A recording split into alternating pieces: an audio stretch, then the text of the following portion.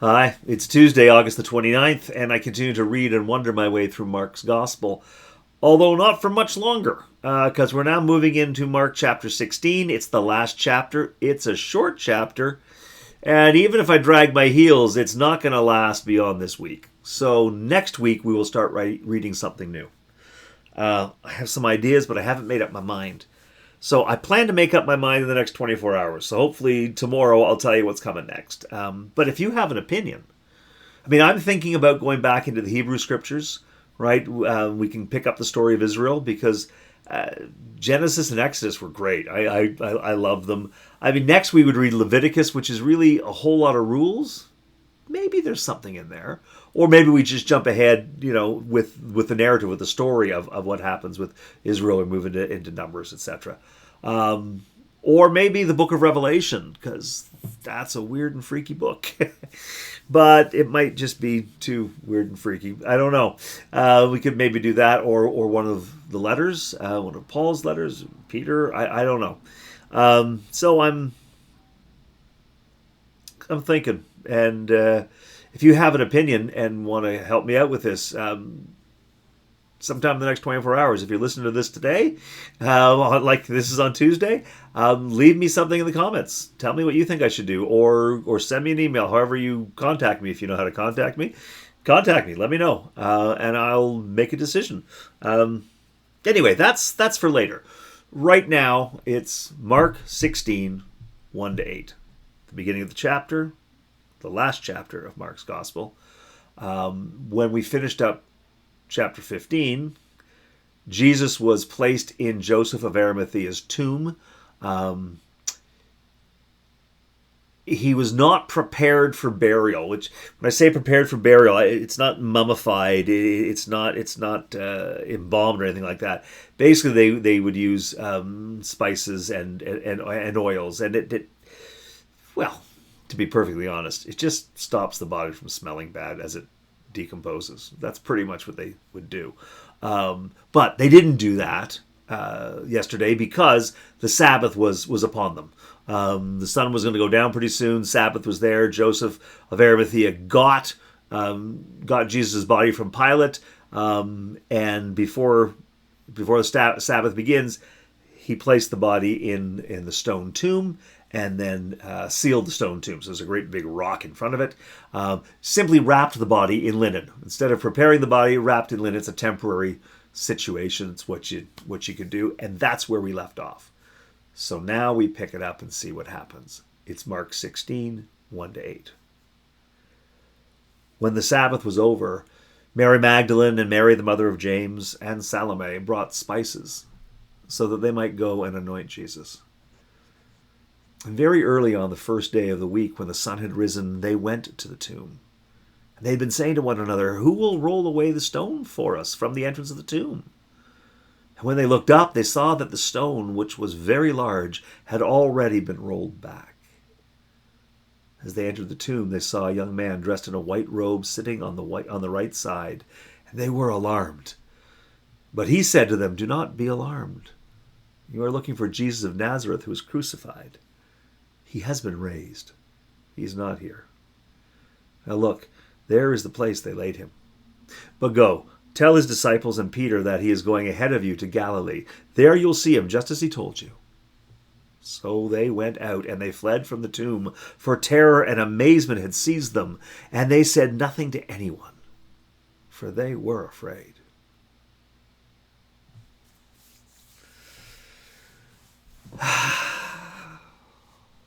So, Mark, concise writing, gives us the story of the resurrection.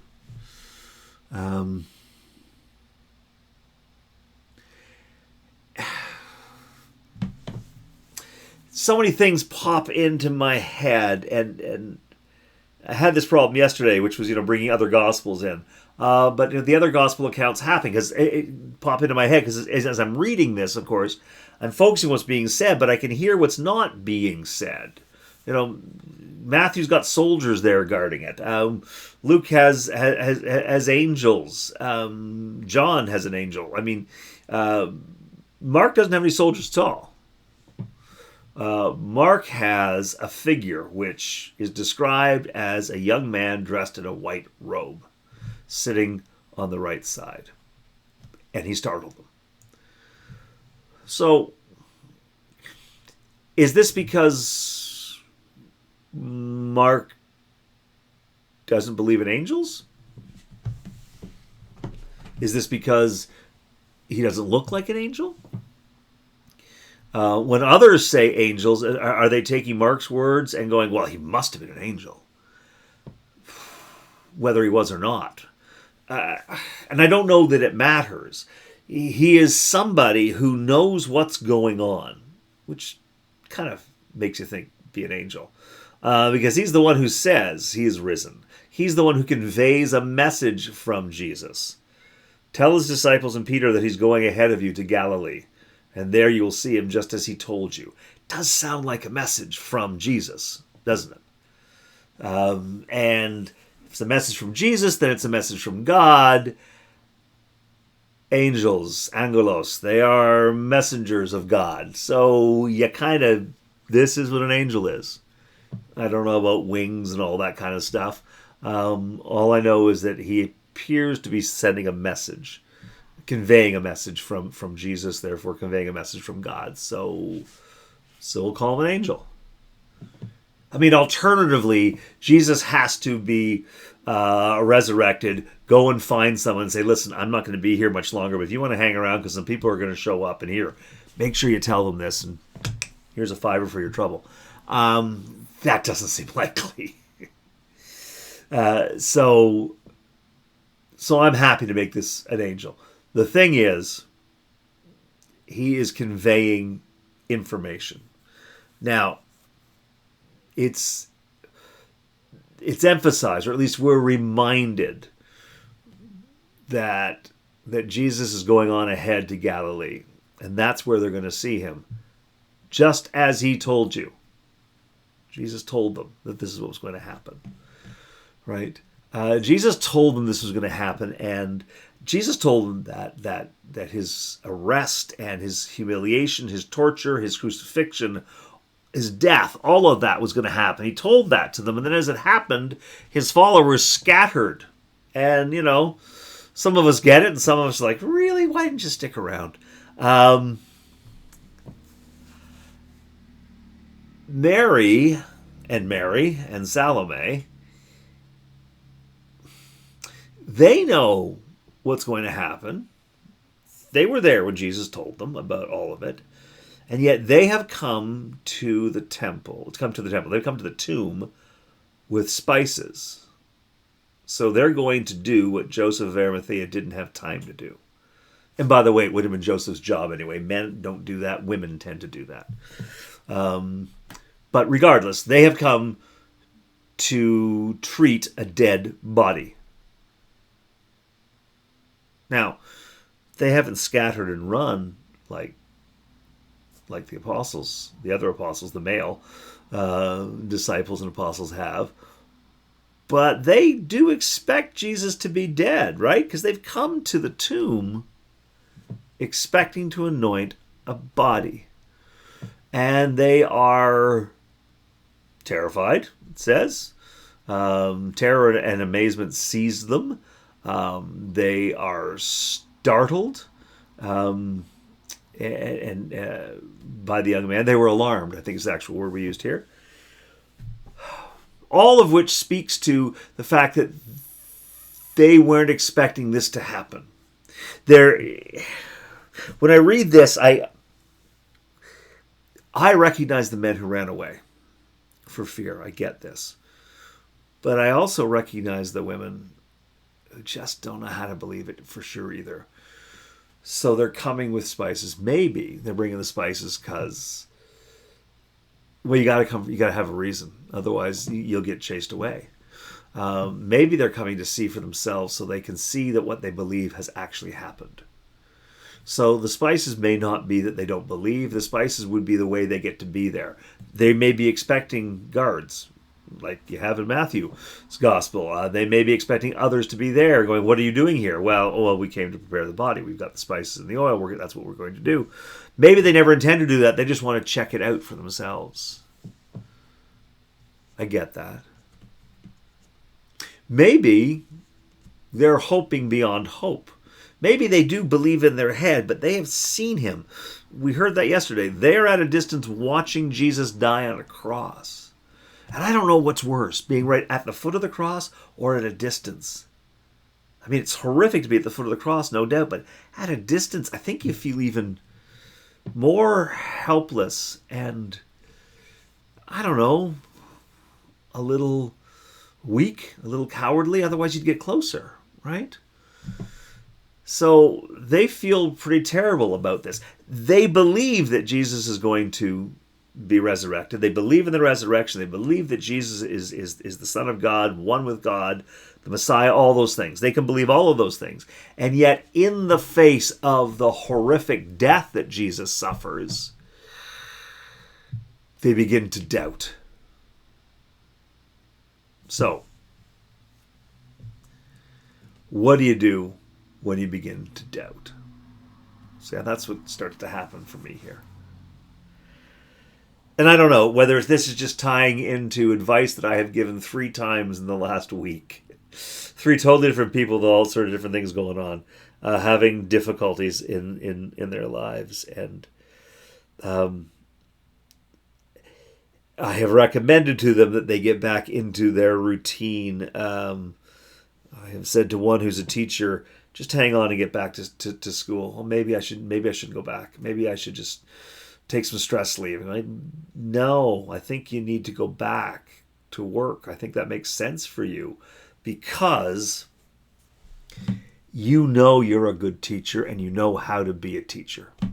So under stress and when you're not sure what to do, rather than sitting and just sort of stewing on it and getting into your own head, go and do what you're good at while you process this and figure it out. Go and do a thing about which you have confidence. So Mary Magdalene and Mary, the mother of James, and Salome, as women in that culture, in that place, they know how to prepare a body for death. They know how to do it. And they know the rituals, and they know it's supposed to happen. So they might, in fact, believe fully that Jesus is going to be resurrected. But they don't know whether it's going to take a month or a day. But even more than that, they've seen him die horrifically, and their faith is a little shaky right now. Thank you. So they are going to do the thing they know how to do. I think that's the beauty, actually, of a lot of religious ritual.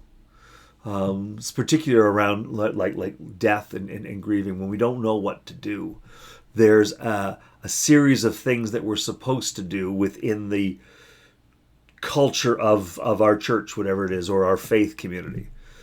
So we're supposed to wear black for a certain amount of time. We're supposed to cover mirrors. We're supposed to have prayer of this food. Or we're supposed to have this kind of gathering. We're supposed to be silent here. We're supposed to... all these different things that we do, I don't think any of them are particularly magical. I don't think that we dishonor the dead or disrupt the universe if we don't do them. But having a ritual and a thing to do and just, okay, I know what comes next. I know what comes next. I know what comes next. So we do the thing that we know how to do while our emotions and our thoughts, our brain and our heart begin to integrate with our soul and our spirit, and it comes to make sense. But until we get from where we are hurt and confused to where it makes sense, without structure, without ritual, we just start bumping into things. So I like the idea here that perhaps what they're doing is just doing the thing they know how to do while they make sense of what they have witnessed. So then I take that as good advice for me.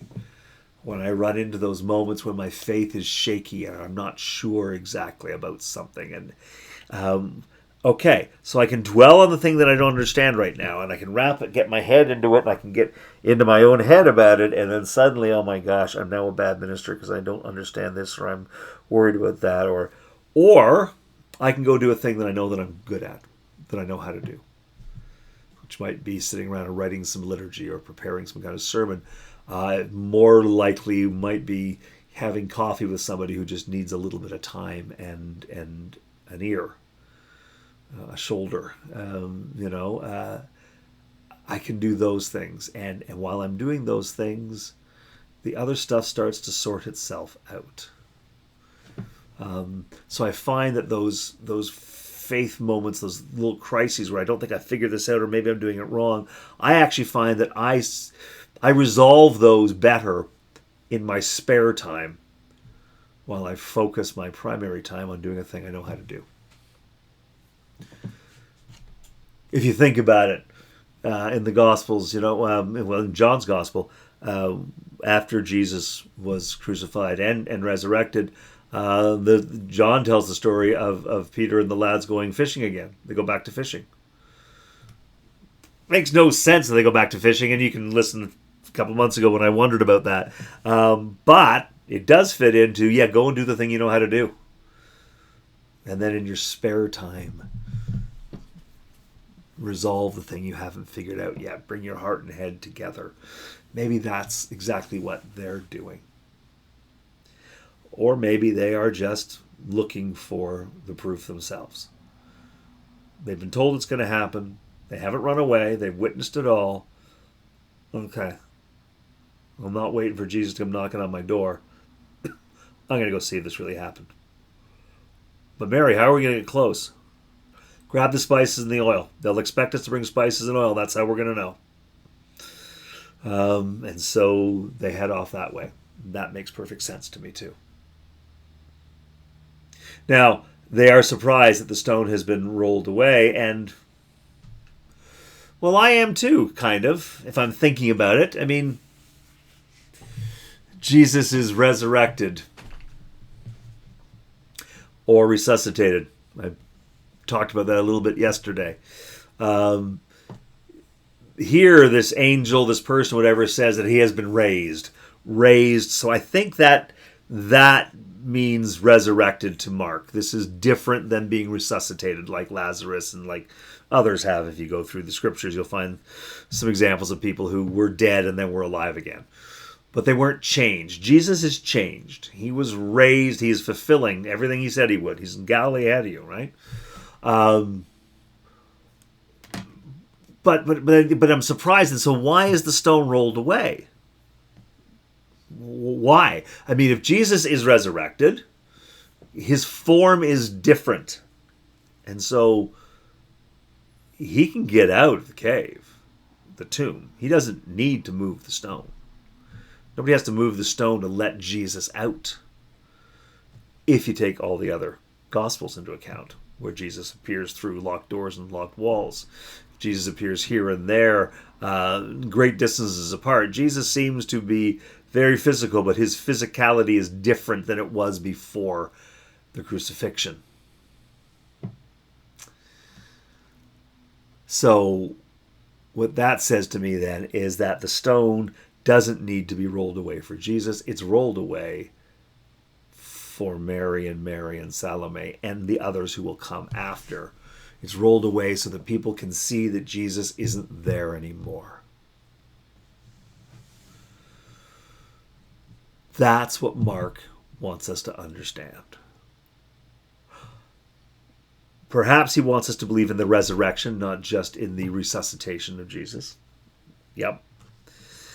But more than that, I think, he just wants us to understand that the tomb is empty.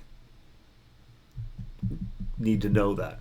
Body hasn't been hidden, hasn't been taken, but it has been raised. He's not there anymore. And so he tells it as simply as he can. Right? We're not waiting to move the stone back to be surprised. No, the stone's there because Mark wants us to know that the very first thing that Mary and Martha and Mary and Salome, they see that the body is not there. That's the thing. They aren't walking along talking about the things that Jesus taught, although those are important. They're not walking. They don't even particularly remember necessarily some of the things that he said, because otherwise they'd be in Galilee waiting to see Jesus there, right? But